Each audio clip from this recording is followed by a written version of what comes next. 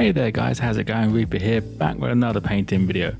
And this is the last of the unique monster characters from Zombicide. It is the Swamp Lurker.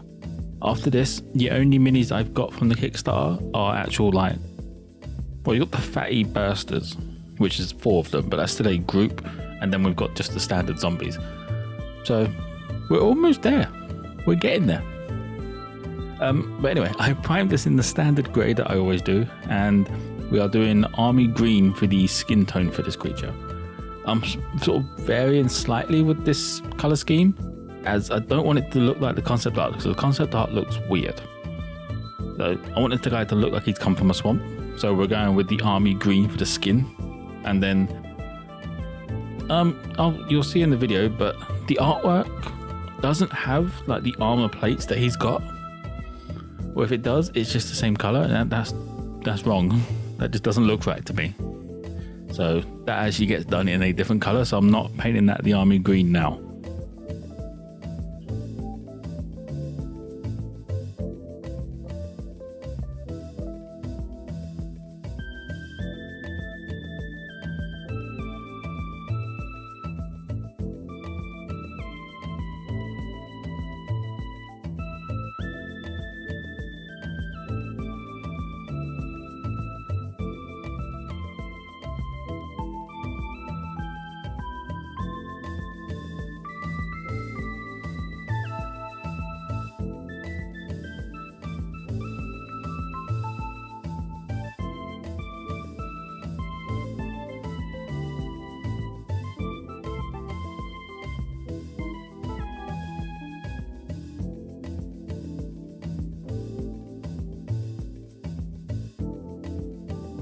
There we go, that is it for the army green. Now we're moving on to that sort of hardened carapace armor that he's got. I'm doing it in a hemp rope color.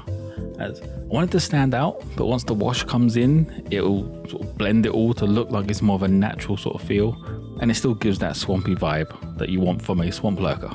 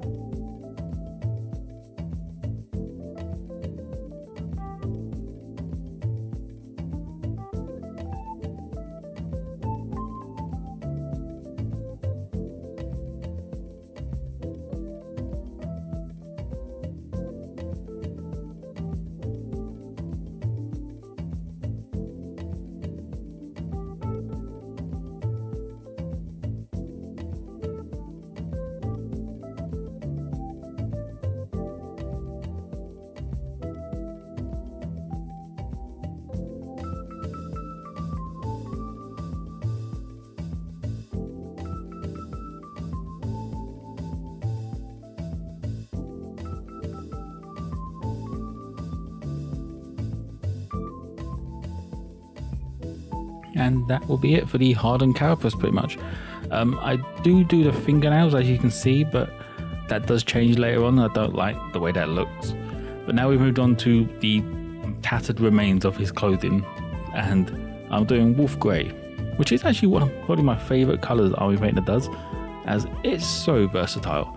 It's not a grey, for one thing, it is a sort of bluey colour, as you can see, but it makes a really nice purple when used with purple tone, or really strong blue with blue tone, and black actually makes it grey.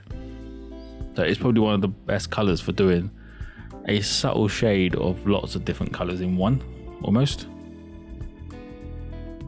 But for something like this, it works great because it's just going to look dirty and grimy once it gets the wash on there.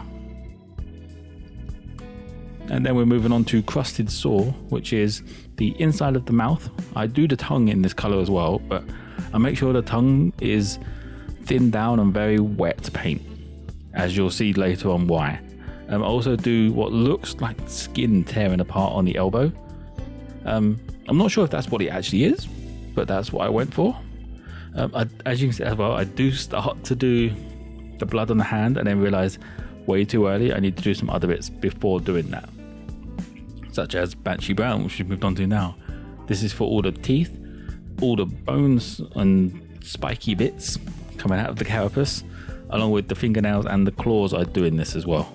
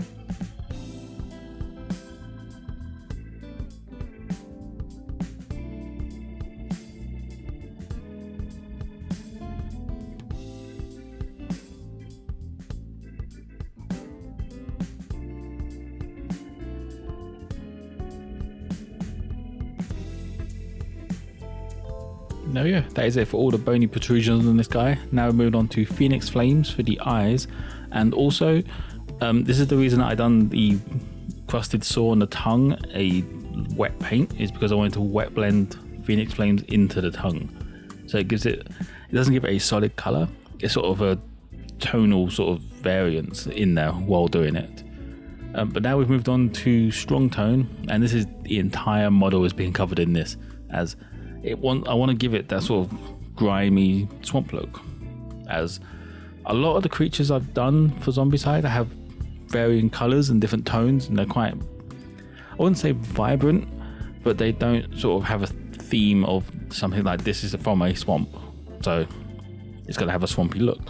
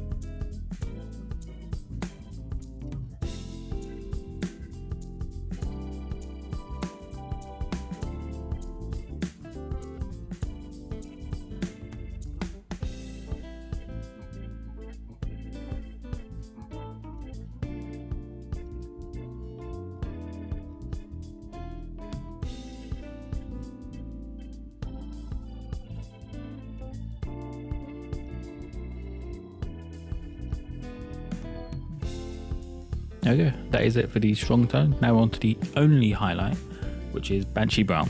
That's just to bring the bones back up to a bit more of a bony, shiny colour, like they're fresh out of the body sort of look. And it's not so much a covering for this one, it's more almost a dry brush, but with a small thin brush, so it adds a little bit into the recesses as well, just to give it a little bit of variance and tonal look in a sense. So it still looks dirty, but it's still quite bright and vibrant and menacing, essentially.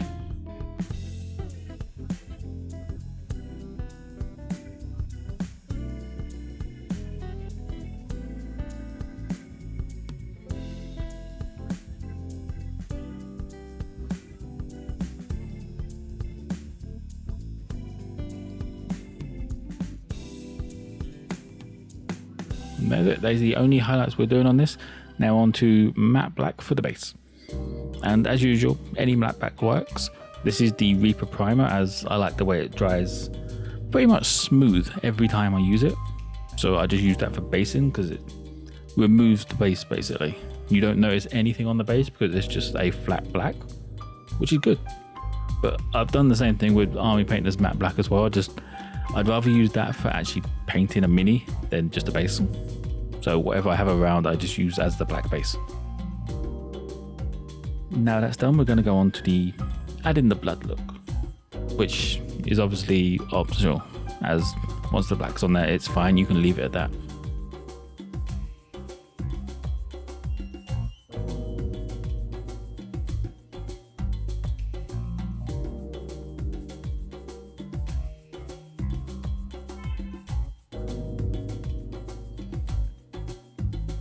There we go.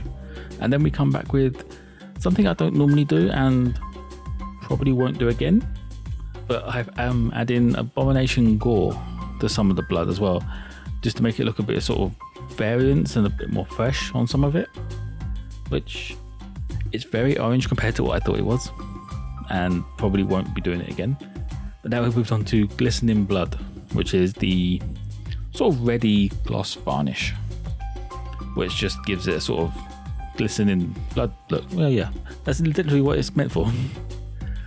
That's the final mini, guys. Hope you enjoyed it, and subscribe if you did enjoy it.